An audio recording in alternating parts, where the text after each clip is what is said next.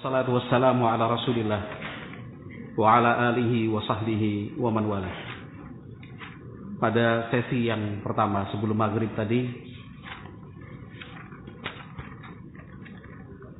walaupun sebatas penjelasan dari judul dan juga keterangan ayat yang disampaikan oleh Syekh Al-Utsaimin rahimahullah, sudah rasanya lebih dari cukup untuk menggambarkan seperti apakah seharusnya kaum wanita diperlakukan. Pegangan dan prinsip kita adalah firman Allah Subhanahu wa taala dalam bentuk perintah, wa 'ashiruhunna bil ma'ruf. Dan inilah keadilan Islam.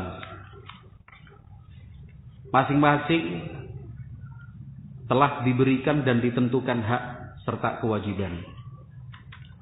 Sehingga kita tidak saja bercerita dan membahas bagaimana hak wanita, bagaimana harus diperlakukan. Akan tetapi Islam pun membicarakan secara jelas dan gamblang hak-hak kaum laki-laki. Maka dari itu Al-Imam An-Nawawi rahimahullahu ta'ala sendiri di dalam Riyadhus Shalihin, setelah menyebutkan bab yang menerangkan hak-hak wanita, setelahnya langsung Al-Imam An-Nawawi rahimahullahu ta'ala membuat bab berjudul Babu Haqqiz Zawji 'alal Mar'ati. Bab berikut ini adalah bab yang menjelaskan tentang hak suami yang harus diperhatikan dan dilaksanakan serta dipenuhi oleh istri. Ini kan adil, ini kan imbang. Ya. Masing-masing yang dikatakan imbang bukan kemudian 50-50. Dikatakan imbang itu ketika masing-masing sudah diterangkan ini hakmu, ini kewajibanmu. Laksanakan kewajibanmu, hakmu akan diberikan. Al-Imam An-Nawawi rahimahullah menyebut satu ayat di dalam Al-Quran. An-Nisa ayat 34. Tadi sudah sempat disinggung juga. Yaitu qala Allah Ta'ala Ar-rijalu qawwamuna 'alan nisa'i bima faddalallahu ba'dahum 'ala ba'dhin wa bima anfaqu min amwalihim. Fas-salihatu qanitatun hafizatun lil ghaibi bima hafizallah. Allah menerangkan yang artinya kaum laki-laki itu, secara khusus yang dimaksud adalah kaum suami, adalah pemimpin dan penanggung jawab yang memiliki kedudukan lebih tinggi 'alan nisa terhadap istri. Bima faddalallahu ba'dahum 'ala ba'dhin. Karena Allah Subhanahu wa taala telah memberikan kelebihan untuk dimiliki kaum laki-laki yang tidak ada pada kaum wanita. Wa bima anfaqu min amwalihim. Alasan lain karena kaum laki-laki yang telah memberikan nafkah dalam bentuk harta dan materi. Fasalihatu, wanita yang salehah itu, qanitatun, satu, selalu taat, manut dan penurut, hafizatun lil ghaibi bima hafizallah, yang selalu berusaha menjaga rahasia pribadi dan privasi suami. Syekh Al-Utsaimin rahimahullahu taala menjelaskan, qala al-muallif rahimahullahu taala babu haqqiz zawji 'alal mar'ati. Al-Imam An-Nawawi rahimahullahu taala membuat bab dengan judul Babu Haqqiz Zawji 'alal Mar'ati, bab yang menerangkan hak seorang suami yang harus dipenuhi istri. Coba perhatikan kata Syekh Al-Utsaimin, lamma zakara rahimahullahu huquqaz zawjati 'ala zawjiha, zakara huquqaz zawji 'ala zawjatihi. Setelah Al-Imam An-Nawawi rahimahullahu taala menerangkan dalam bentuk ayat dan hadis-hadis Nabi sallallahu alaihi wasallam tentang hak-hak istri yang mesti dan harus diberikan suami. Maka Al-Imam An-Nawawi juga menerangkan hadis-hadis tentang hak-hak suami yang harus dilaksanakan seorang istri. Tsumma istadalla biqaulillahi ta'ala, kemudian Al-Imam An-Nawawi rahimallahu taala menyebut firman Allah Subhanahu wa taala sebagai dalil, yaitu ar-rijalu qawwamuna 'alan nisa'i bima faddalallahu ba'dahum 'ala ba'dhin wa bima anfaqu min amwalihim. Fas-salihatu qanitatun hafizatun lil ghaibi bima hafizallah. Kata Syekh Al-Utsaimin, qauluhu ta'ala ar-rijalu qawwamuna 'alan nisa'. Apa artinya? Yakni anna ar-rajula huwal qayyim. Suami adalah penanggung jawab. Allazi lahul amru 'alal mar'ati, yang memiliki wewenang dan hak terhadap istri. Yudabbiruha, yang mengaturnya. Wa yuwajjihuha, mengarahkannya. Wa ya'muruha, dan memberikan perintah. Maka tugas seorang istri adalah fatuti'u, taat, ikut. Illa idza amaraha bimaksiatillah. Beda halnya kalau suami mengajak dan meminta, menyuruh dan memerintah berbuat maksiat kepada Allah. Fala sam'a lahu wala ta'ah. Maka seorang istri tidak punya kewajiban untuk mendengar dan taat. Li'annahu la ta'ata li makhluqin fi maksiatil khaliq mahma kana hadzal makhluq. Karena tidak ada taat kepada makhluk dalam bermaksiat kepada Al-Khaliq, siapapun makhluk itu. Ini penting untuk difahami dan terus diingat oleh para istri. Bahwa memang tugas suami untuk mengatur, mengarahkan, memerintah. Jangan kemudian merasa terhina atau menganggap dirinya tidak berharga. Jangan beranggapan suami tidak memperlakukan sebagaimana mestinya. Atau merasa tidak dimanusiakan. Bukan. Selama itu bukan maksiat, itu adalah bentuk tanggung jawab. Kalau seorang suami mengajak istrinya, ayo kita belajar agama sama-sama. Bahasanya dipilih seperti itu. Bukan kemudian salah dalam memilih kata. Ayo belajar, kamu kan masih bodoh. Beda. Kalau kata-kata yang saya sebutkan di depan tadi, ayo kita belajar sama-sama. Saya perlu belajar, kamu juga perlu belajar. Supaya saya tahu bagaimana menjadi suami yang baik, dan kamu pun akan berusaha menjadi istri yang baik. Nah, ketika suami memberikan arahan dan petunjuk semacam itu, taatilah, ikuti. Karena itu memang tugas seorang istri, taat kepada suami. Perintah suami itu bukan untuk mengecilkan arti dan fungsi seorang istri. Bukan. Seorang suami memberikan perintah adalah bentuk dari tanggung jawab. Bagian dari amanah yang sudah menjadi bebannya. Maka di aspek yang lain, seorang suami harus memiliki kemampuan untuk mengatur dan mengarahkan. Supaya ditaati. Agar kemudian dituruti. Kata beliau rahimahullah, yaitu Syekh Al-Utsaimin, wa fi hadza dalilun ala safahi ulaikal kuffari minal gharbiyyin wa ghairil gharbiyyin.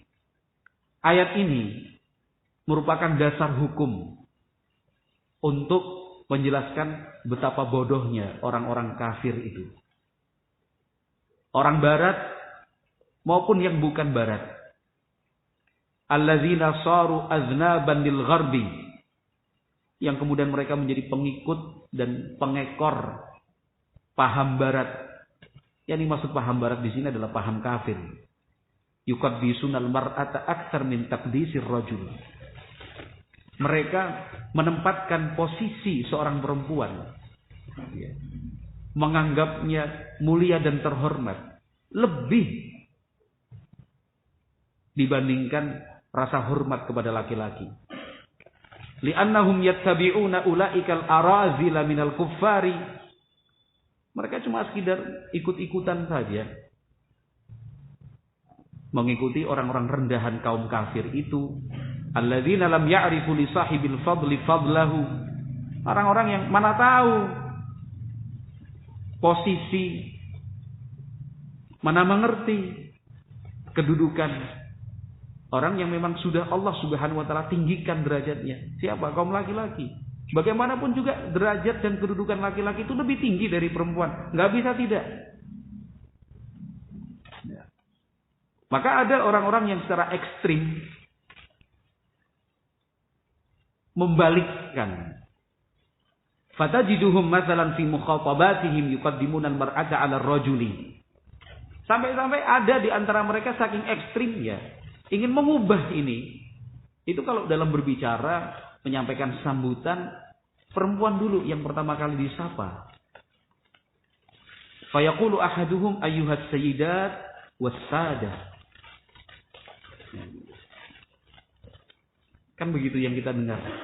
Itu kalau di tempat-tempat umum, gentlemen and ladies atau ladies and gentlemen. Ini yang orang Inggris ini. Ini yang dimaksud ayyuhas sayyidat was-sadah. Bukan gentlemen and ladies, tapi ladies and gentlemen.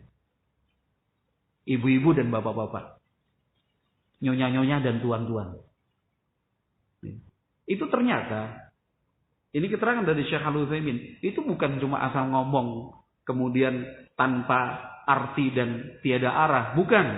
Itu ternyata bermula dari ini, taqdisul mar'ati aksar min taqdisir rajul.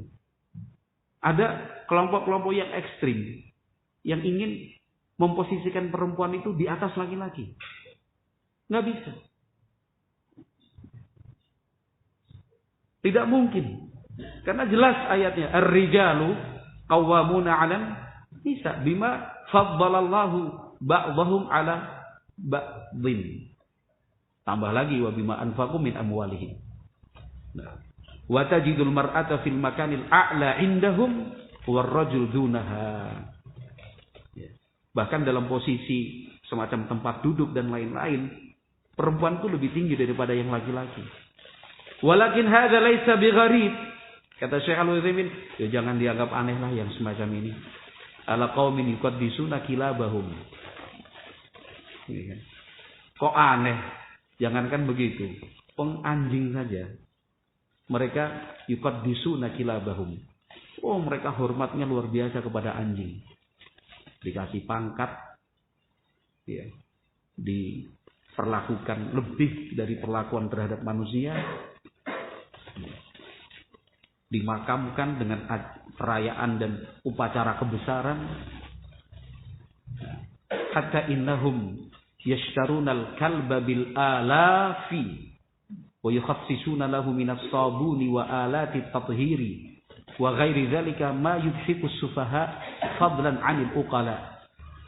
Mereka itu mau beli seekor anjing dengan beribu-ribu dolar, sabun khusus, alat mandi khusus, yang nilainya lebih mahal dari sabun pemiliknya, lebih mahal dari alat-alat mandi milik pemiliknya. Hal itu, kata Syekh Al-Utsaimin, ma yudhiku sufaha fadlan 'anil uqala. Mestinya orang yang biasa aja bisa tertawa, apalagi orang yang menggunakan akal sehatnya. Ma'annal kalba najisul ain la yutahharu abadan. Padahal anjing itu zatnya memang najis, nggak mungkin bisa disucikan selamanya. Artinya, Syekh Al-Utsaimin rahimahullahu taala menyoroti cara berpikir dan juga mengkritisi pemahaman yang ingin membalikkan posisi. Laki-laki yang kedudukannya lebih tinggi ingin diubah perempuan itu lebih tinggi. Falhasil anna ar-rijala humul qawwamuna 'ala nisa. Walhasil artinya kesimpulannya, laki-laki itu adalah penanggung jawab, pemimpin terhadap kaum wanita, suami kepada istri. Bima faddalallahu ba'dahum 'ala ba'dhin wa bima anfaqu min amwalihim. Wa hadha wajhun akhar lil qawwamati 'ala nisa. Wa huwa anna ar-rajula huwa alladhi yunfiqu 'ala al-mar'ati wa huwa al-mutalabu bidzalik. Wa huwa sahibul baiti wa laysa al-mar'atu hiya allati tunfiqu.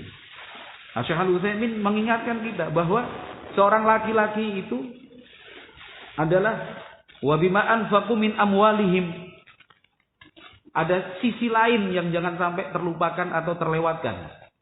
Bahwa laki-laki itu qawwam 'ala nisa. Maksudnya dia yaitu laki-laki, suami yang berkewajiban menafkahi istri. Dia yang dituntut. Dialah pemilik dan pengatur rumah tangga. Bukan sebaliknya. Perempuan yang disuruh bekerja. Perempuan yang justru memenuhi kebutuhan keluarga. Wa hadza isyaratun ila anna ashabal kasbi alladzina yaksibuna wa ya'maluna humur rijalu. Ini adalah isyarat, bukan cuma isyarat biasa. Artinya ini sebuah pengertian bahwa yang bekerja adalah laki-laki. Ammal mar'atu fasina'atuha baituha. Istri tempat bekerja, medan berjuangnya ya di rumahnya. Tabqa fi baitiha tuslihu ahwala zawjiha wa ahwala auladiha wa ahwalal baiti. Seorang istri itu istananya ada di rumah. Dia berjuang di rumah. Dialah yang mengatur dan mendukung aktivitas suami. Dialah yang mengurusi anak-anaknya. Dialah yang bertanggung jawab atas isi dari rumah itu. Hadhihi wazifatuha. Ini tugas seorang istri. Amma an tusyarika rijala bil kasbi wa talabi rizqi thumma bitali takunu hiya al munfiqatu alaih fa hadha khilaful fitrah wa khilafus syariah.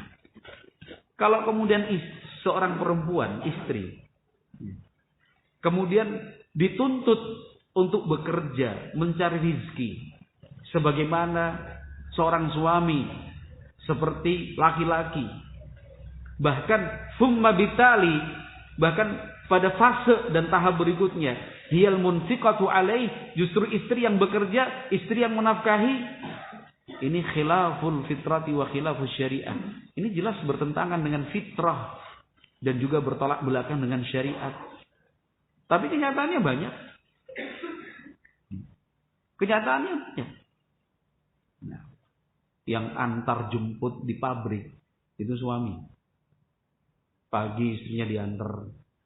Setelah nganter, suaminya nongkrong di warung. Ngopi, rokok, ngerumpi.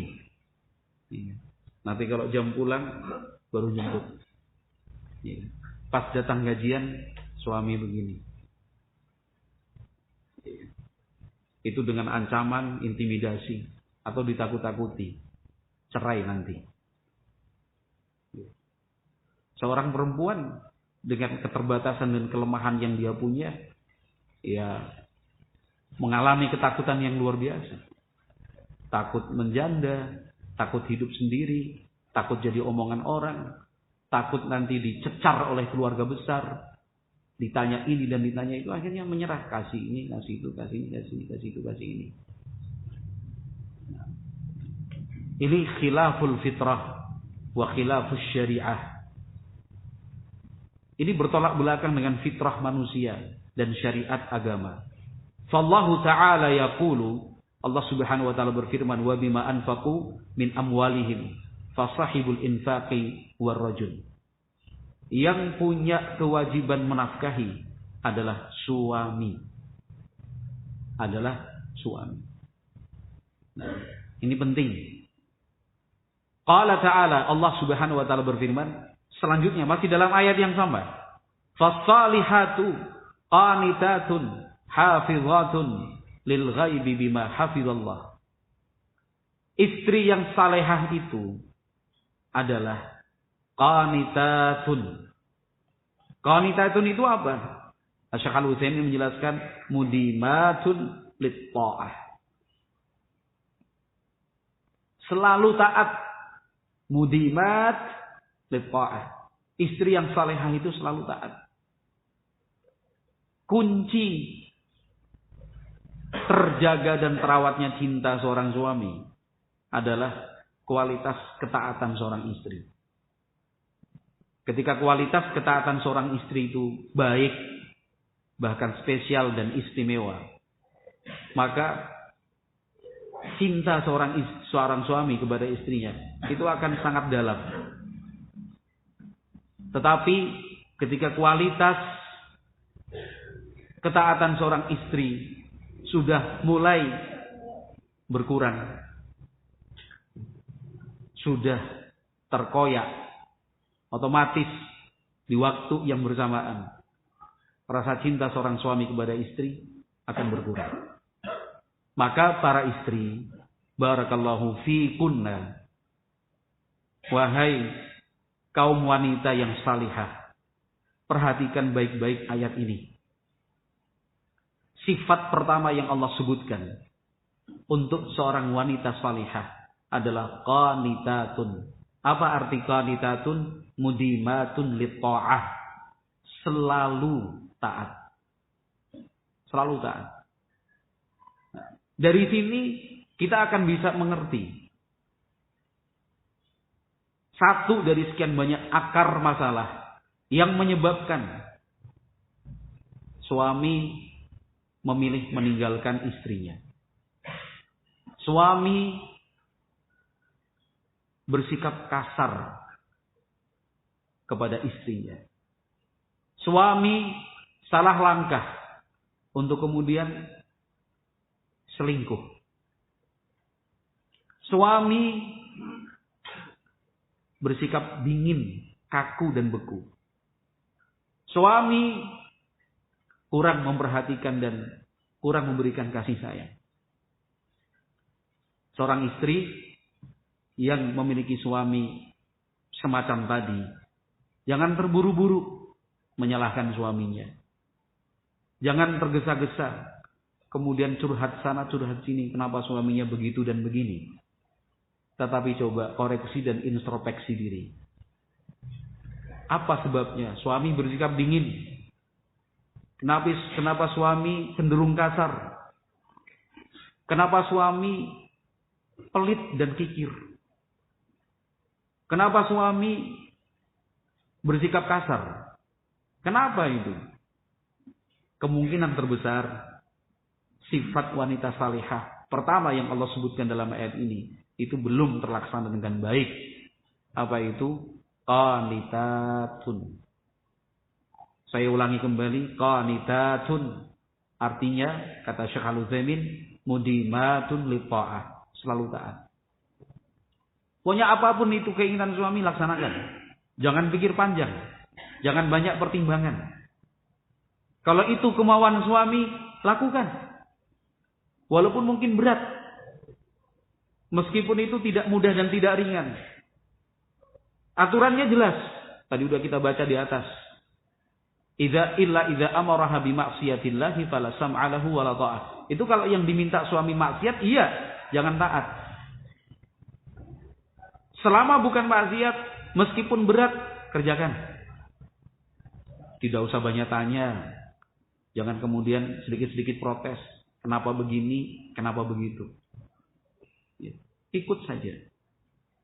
Nah, ayat ini jadikanlah sebagai pegangan bahwa seorang wanita salihah dengan sifat qanitat itu pasti akan dicintai dan disayangi suami. Anda wahai istri akan melihat dan menyaksikan keajaiban-keajaiban seorang suami. Seorang suami akan melakukan hal-hal yang luar biasa yang tidak pernah Anda saksikan dan Anda bayangkan sebelumnya. Asalkan Anda sebagai istri menjadi wanita yang penurut, manut. Ya. Diajak pindah ke sana, ya. Diajak ngontrak di rumah sini, nggih. Disuruh geser barang ini ke sana, siap. Gitu. Malam hari diminta untuk membikinkan makanan minuman, sigap. Tidak, besok pagi aja. Aduh, ngantuk. Jawaban seperti itu otomatis mengurangi kadar cinta seorang suami. Jangan bilang, ngapain juga malam-malam suruh bikin minuman. Bukan itu sifat wanita salihah. Wanita salihah itu qanitatun. Apa itu qanitatun? Mudimatun liqa'ah. Memangnya melanggar syariat. Apakah itu maksiat? Kalau malam hari kemudian tolong bikinkan, orang Arab bilangnya gahwa. Gahwa dululah. Ya Allah, nyalain konun misalnya. Nggak ada konun-konunan kalau udah suami yang ngasih perintah. Udah, gahwa, siap. Gitu. Diajak nengok orang tua, tiba-tiba, atau katakan spontanitas tanpa rencana. Ayo kita berangkat. Kemana? Tanya kemana? Ayo kita berangkat. Siap. Labbaik. Kalau mau tanya, apa yang harus saya siapkan sekarang? Mau berapa hari? Mau berapa lama? Nggak usah. Aduh, mau kemana? Kok mendadak sih? Ketahuilah wahai para istri, kata-kata seperti itu, saya tegaskan, itu mengurangi kadar cinta seorang suami. Apalagi kalau sudah protes, mengkritik, tidak cepat, tidak tanggap, tidak sigap. Ya, jangan salahkan siapa-siapa kecuali diri sendiri.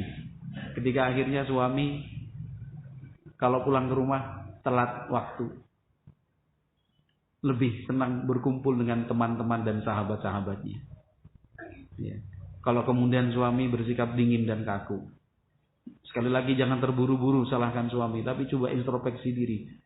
Jangan-jangan sifat qanitatun itu belum dilaksanakan sebagaimana mestinya. Sampai-sampai Syekh Al-Utsaimin mengatakan as-salihatu taqnutu laisa maknaha ad-du'a bil qunut. Supaya apa? Supaya jangan sampai salah paham. Agar tidak keliru tafsir. Yang disebut wanita salehah itu kemudian qanitat, melakukan qanitah, kunut, itu bukan maksudnya banyak-banyak doa kunut. Coba bayangkan Syekh Al-Utsaimin.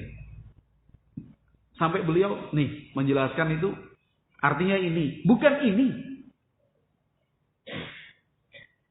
Kenapa? Karena bisa jadi orang akan salah tafsir. Yang dimaksud qanitatun itu ya banyak doa, banyak ibadah.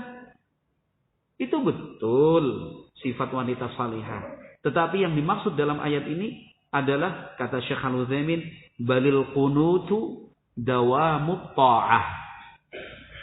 Kama qala ta'ala wa qumu lillahi qanitin ay mudinina li ta'ati. Yang dimaksud qanitat dalam ayat ini adalah dawamut ta'ah, selalu taat. Tidak usah tanya apalagi banyak tanya. Jangan protes apalagi sering protes. Kalau suami bicara, ya jangan kemudian langsung dilawan. Tiap kali ngomong, istri langsung menanggapi, ya gak kayak gitu. Oh, tahu apa kamu? Oh, saya yang tahu. Itu saya ucapkan lagi, saya ulangi lagi. Mengurangi kadar cinta seorang suami. Nah. Kemudian kata Syekh Al-Utsaimin, qanitatun hafizatun bil ghaibi bima hafizallah. Jadi sebelum kita lanjutkan, saya ingin menggarisbawahi lagi lebih tebal bahwa kunci keharmonisan rumah tangga untuk faktor istri adalah taat kepada suami. Sebagaimana kita garis bawahi dan tebalkan juga, kunci keharmonisan rumah tangga pada faktor suami adalah wa'ashiruhunna bil ma'ruf. Simple sebenarnya. Tinggal prakteknya. Bagaimana kita kembangkan, bagaimana kemudian kita aplikasikan itu dalam semua hal dan sisi kehidupan. Sebagai seorang suami, pokoknya yang dipikir wa'ashiruhunna bil ma'ruf. Kalau bicara yang baik, lemah lembut. Kalau bersikap yang baik, sikap lemah lembut. Ya. Kalau mengajak, ya ajaklah dengan cara yang baik. Semuanya dengan cara yang baik. Bil ma'ruf, bil ma'ruf, bil ma'ruf, bil ma'ruf, bil ma'ruf. Seorang istri qanitatun, qanitatun, qanitatun, qanitatun. Taat, taat, taat, taat, taat, taat, taat, taat. Enggak usah tanya, apalagi banyak tanya. Jangan protes, apalagi sering protes. Ya, pokoknya. Qala rahimahullah fi tafsir qaulillahi azza wa jalla, Syekh Al-Utsaimin menjelaskan selanjutnya, qanitatun hafizatun lil ghaibi bima hafizallah. Jadi sifat wanita salihah nomor urut pertama yang disebutkan dalam ayat tadi adalah qanitatun.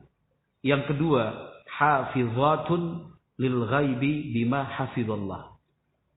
Apa artinya? Syekh Al-Utsaimin menerangkan, yakni yahfazna sirrar rajuli wa ghaibatahu wa ma yakunu dakhila judranihi minal umuril khassah. Ya. Seorang istri yang baik adalah istri yang benar-benar menjaga rahasia suami. Betul-betul memperhatikan privasi dan pribadi. Apa yang ada di dalam rumah, urusan internal keluarga, jangan sampai keluar. Jangan sampai melewati dan melompati dinding-dinding rumah itu. Itu wanita yang salehah.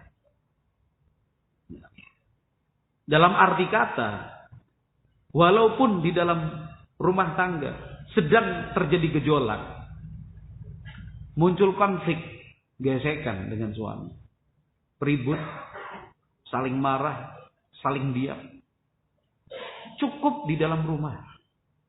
Jangan kemudian seorang istri menceritakan ke sana kemari. Saya nggak keluar cerita. Iya, nggak keluar cerita. Tapi yang keluar adalah status-status di WA-nya. Secara langsung ataupun sindiran-sindiran. Dia pasang poster tentang keharusan seorang suami berlemah lembut. Dia pasang status yang berisikan faedah tentang kewajiban-kewajiban suami terhadap istri yang harus dilaksanakan. Kalau mau adil, kalau mau seimbang,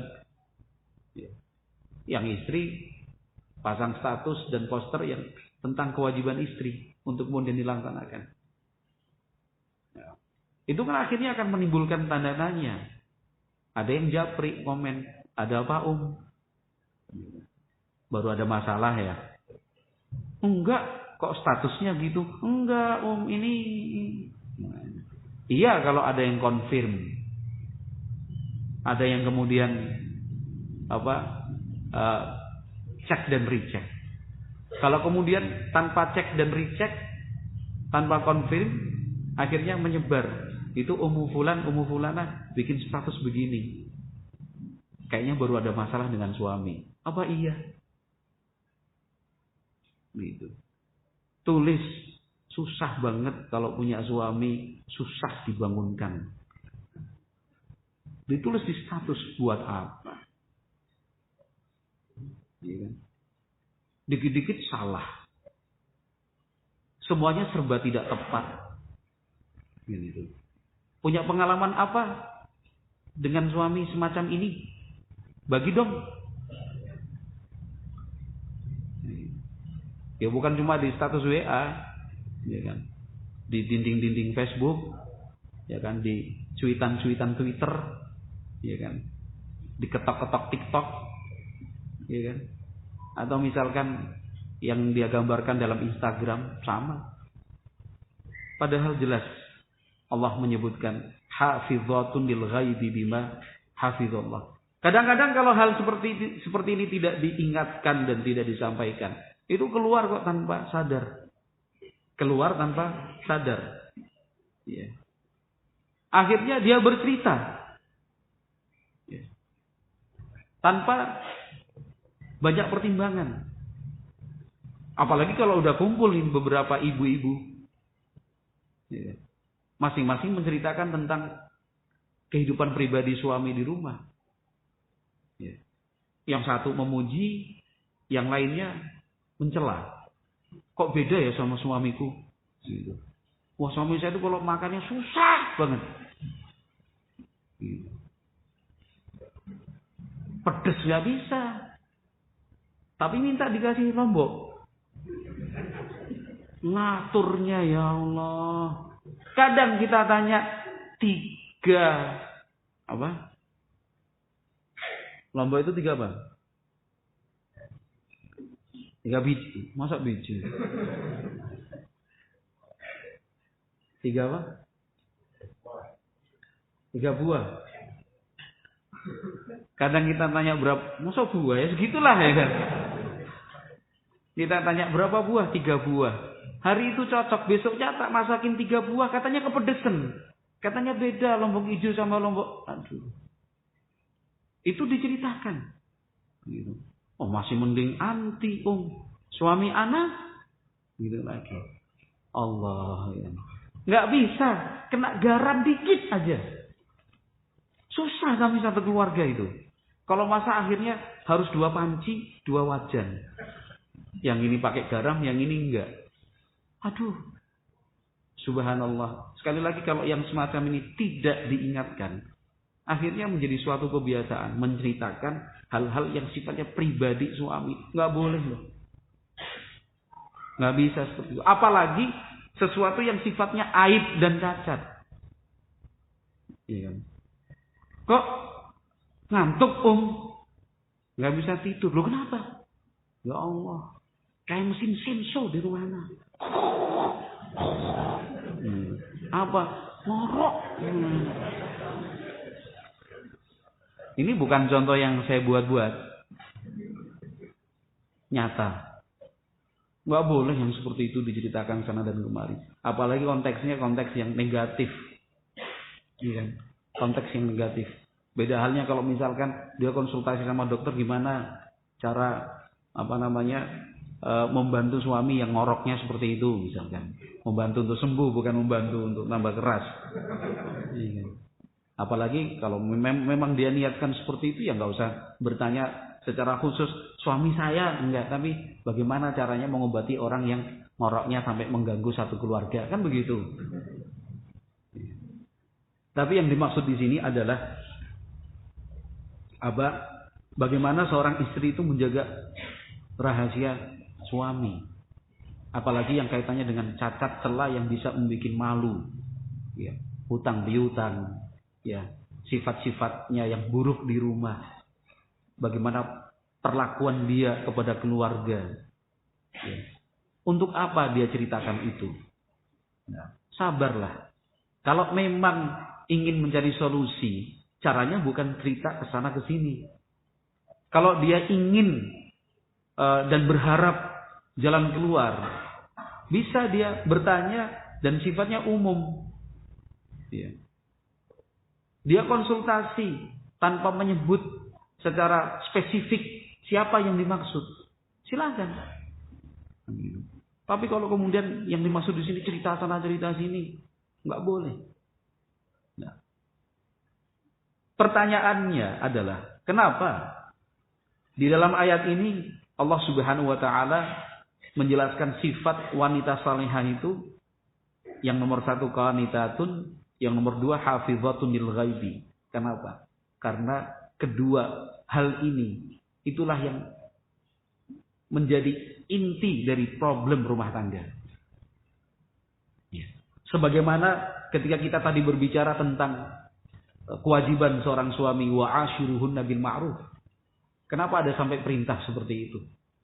Karena memang yang sering menjadi sumber konflik dalam rumah tangga dari pihak suami adalah cara dan memperlakukan cara dan memperlakukan istri tidak dengan cara yang ma'ruf, kasar, kaku, beku, dingin, tanpa ekspresi. Ini inti dari persoalan rumah tangga. Kata beliau rahimahullah, wa tahfazuhu bima hafizallah ay bima amara Allah taala bi hifdzihi fa hadhihi hiya salihah. Ini yang dimaksud dengan wanita salihah itu.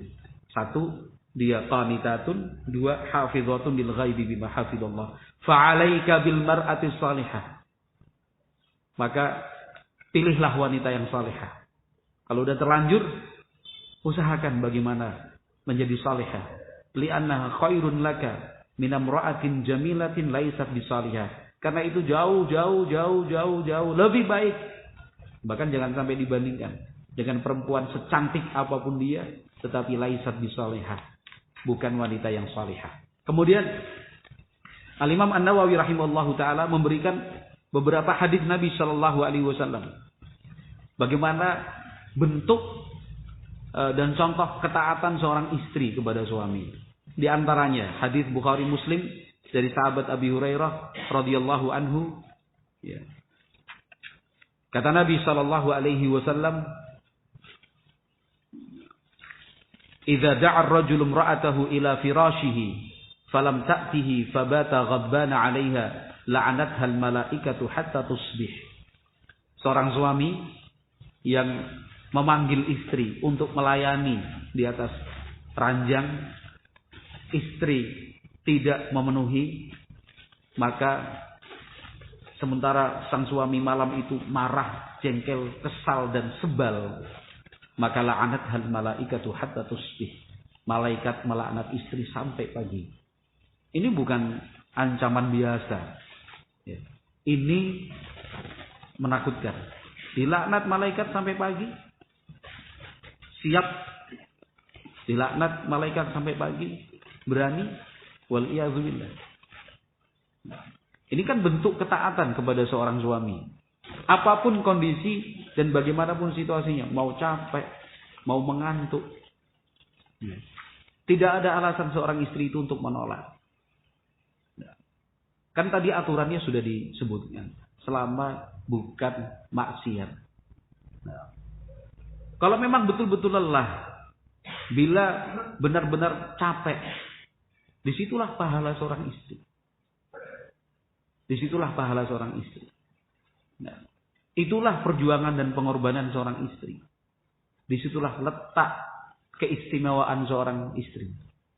Dalam capeknya, ketika lelahnya, tetap berusaha dia melayani suami.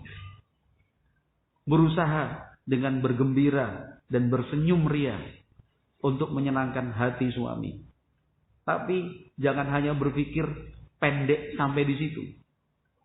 Fikirkan juga bahwa apa yang dia perjuangkan, apa yang telah dia korbankan, capek lelah tadi, itu nanti akan berbuah. Bukan hari itu, mungkin juga bukan malam itu, tapi akan berbuah. Apa buahnya? Rasa cinta yang mendalam dari seorang suami. Seorang suami pasti memahami hal itu, mengerti juga. Ketika seorang istri itu melayani dengan sepenuh hati, dengan ikhlas dan ridha, itu bisa dirasakan seorang suami. Maka tadi sudah kita sebutkan di depan, kalau sudah seperti itu, maka lihatlah hal-hal luar biasa yang akan dilakukan oleh seorang suami. Bagaimana dia akan mempertaruhkan diri, bagaimana dia tidak memikirkan nyawa lagi demi cintanya kepada istri. Tapi itu kan ada sebab akibat. Ada hal-hal yang harus ditempuh dan dilakukan sebelumnya. Apa itu? Taatlah kepada suami. Nabi Muhammad SAW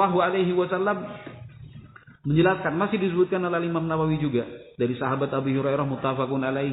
Nabi Muhammad mengatakan, la yahillu limra'atin an tasuma wa zawjuha syahidun illa bi idnih wa la ta'zan fi baitihi illa bi idnih. Tidak halal seorang istri puasa padahal suaminya ada di rumah. kecuali suami mengizinkan.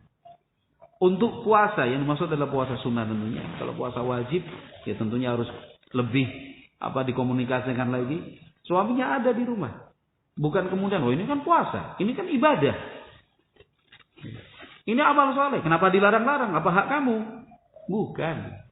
Nabi sudah membuat aturan seperti itu. Illa biizni. Mintalah izin baik-baik kepada suami. Ya. Kalau ingin berpuasa, kenapa? Karena ada dampak. Yang merasakan siapa? Suami. Seorang istri yang berpuasa otomatis tidak akan leluasa. Tidak akan kemudian full tenaga untuk kemudian melakukan aktivitas-aktivitas di dalam rumah. Maka suami yang akan terdampak. Kecuali kalau suami sudah memberikan izin. Wala ta'zan fi baitihi illa biizni. Seorang istri tidak boleh mengizinkan ada orang keluar masuk rumah kecuali dengan seizin dari suami juga. Ya. Maka bicaralah baik-baik. Komunikasikanlah dengan dengan baik, ya, bahwa ini akan ada tamu, ini keluarga, ini teman, ini tetangga. Ya. Ikhwati fillah rahimani wa rahimakumullah. Sampai-sampai Nabi Muhammad SAW menyatakan, "Lau kuntu amiran ahadan an yasjuda li ahadin la amartul mar'ata an tasjuda li zawjiha." Andaikan saya memberikan perintah seseorang bersujud kepada yang lain, tapi karena sujud itu adalah ibadah, karena ibadah sujud hanya untuk Allah Subhanahu wa taala, maka tidak ada perintah untuk sujud kepada seseorang. Tapi seandainya, kata Nabi sallallahu alaihi wasallam, la amartul mar'ata an tasjuda li zawjiha, pasti akan aku perintahkan istri sujud kepada suaminya. Kenapa? Saking besarnya hak seorang suami, hingga harus diperhatikan dan dilaksanakan oleh seorang istri. Tapi sekali lagi, kita tidak melihat dari satu sisi lalu melupakan sisi yang lain. Ada hak, ada kewajiban, ya, ada pengorbanan, nanti ada ganjaran, ya. Ada yang harus dia kerjakan walaupun berat, tapi ada pahala yang sudah Allah janjikan. Maka setiap kali melaksanakan kewajiban-kewajiban itu, saat melaksanakannya, yakini dan bayangkan juga bahwa pahala yang sudah disiapkan Allah Subhanahu wa taala itu sangat banyak dan sudah menunggu. Oleh karena itu, ma'asyiral muslimin, ikhwati fillah rahimani wa rahimakumullah, masing-masing pihak, baik suami maupun istri, berusaha untuk melakukan yang terbaik. Apa yang sudah dia baca dan semua yang sudah dia dengar terkait kewajiban-kewajiban, berusaha dia laksanakan untuk semaksimal-maksimalnya. Adapun hak, tidak usah khawatir. Hak jangan kemudian ditakutkan. Allah Subhanahu wa taala pasti akan memberikan. Walaupun kadang-kadang itu perlu proses. Membutuhkan kesabaran. Bisa jadi tidak hanya sehari 2 hari baru tercapai. Boleh jadi sebulan, 2 bulan, setahun, 2 tahun. Ibarat kita menanam benih, butuh waktu juga untuk kemudian benih itu tumbuh besar dan berbuah. Pengorbanan dan perjuangan pun seperti itu, apalagi untuk pasangan-pasangan yang baru menikah, setahun 2 tahun. Belum cukup untuk kemudian melakukan proses adaptasi. Sabarlah. Setahun pertama, setahun kedua, masalah ekonomi, ya, kemudian ketersinggungan dengan urusan-urusan keluarga besar, menantu dan mertua, ya. Kemudian kesalahan-kesalahan faham antara suami istri, itu sesuatu yang wajar. Kenapa? Karena ada 2 insan yang belum kenal sebelumnya, datang dari latar belakang yang berbeda, kemudian diikat dalam satu ikatan, ijab qabul akad nikah, perlu waktu untuk saling beradaptasi. Sabarlah. Setahun, 2 tahun, 3 tahun, 4 tahun itu masih belum cukup untuk kemudian kita menilai dan memutuskan, oh kita nggak cocok, kita pisahan aja. Nggak bisa. Yang perlu dilakukan adalah, ayo masing-masing pihak, ya, tanpa mengenyampingkan pihak yang lain. Yang suami punya kesadaran tinggi untuk belajar agama lebih dalam lagi. Dia pelajari apa kewajiban-kewajibannya, untuk kemudian dia praktekkan sebaik-baiknya. Paling tidak peganglah wa ashiruhunna bil ma'ruf. Ya, sikapi istrimu dengan cara yang baik. Semuanya serba baik bil ma'ruf. Istri juga sama. Jangan merasa kemudian tidak dihargai, tidak diposisikan sebagai manusia sebagaimana mestinya. Jangan kemudian merasa direndahkan, tidak tidak dicintai dan tidak dimuliakan. Jangan. Jadilah qanitatun, seorang istri yang selalu taat kepada suami. Ya. Ketika masing-masing sudah melaksanakan kewajibannya, sudah jelaslah itu dan pasti akan muncul ikatan-ikatan kuat, ya, yang susah untuk rusak dan sulit untuk putus, yang kemudian isinya adalah seperti yang sering kita sebut sakinah, mawaddah, warahmah. Nah, sehingga cita-cita dan harapan bisa bersama tidak hanya di dunia tapi juga sampai di surga nantinya. Itu bukan cita-cita kosong. Itu bukan harapan tanpa kenyataan. Itu bisa diwujudkan insyaallah taala. Wallahu a'lam bishawab. Mungkin itu yang bisa saya sampaikan. Sudah. Bisa. Ya, ada sakinah mawaddah warahmah, anak-anak kita saleh dan salihah, cucu-cucu kita pun demikian, ya. Sehingga rumah tangga menjadi sumber kebaikan yang cahayanya bisa dilihat dan dinikmati oleh sekian banyak orang. Wallahu a'lam bishawab. Mohon maaf atas tutur kata yang kurang berkenan. Semoga bermanfaat. Subhanakallahumma wa bihamdika asyhadu an la ilaha illa anta astaghfiruka wa atubu ilaik. Assalamualaikum warahmatullahi wabarakatuh.